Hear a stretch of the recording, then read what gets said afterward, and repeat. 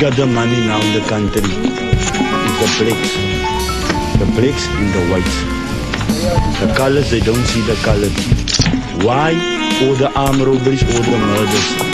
You get affirmative action, you know. I go for a job. The black man get the first job. When we went to school, every one of us had a dream. You wanted to become something in life, right? Like me, my wish was I want to go to see the world.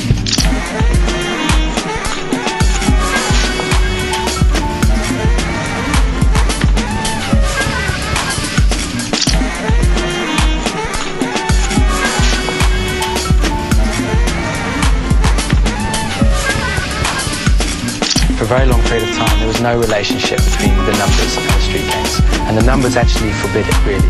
They're saying, no, the numbers only exist in prison. They don't make any sense outside prison. Now, this changed quite dramatically in the late or the early 80s when mandrax, the drug mandrax, became influential.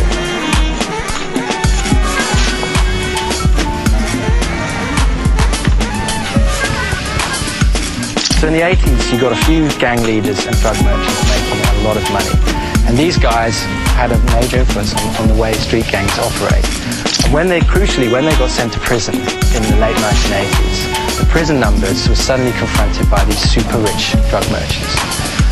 So they kind of made a deal with the drug merchants. They said, what we're going to do is we're going to fast track you into the higher levels without you knowing all the history, without you having to do some of the more gruesome initiation ceremonies like stabbing people. But we're going to give you a high level. And in return, we want access to drugs, and when we leave prison, we want access to jobs as well in the drug industry.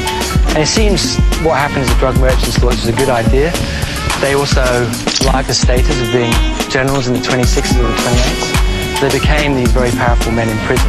And crucially, when they came out of prison, they started telling gangs to align themselves to the 26th or the 28th. The numbers only exist in prison. They don't make any sense outside prison.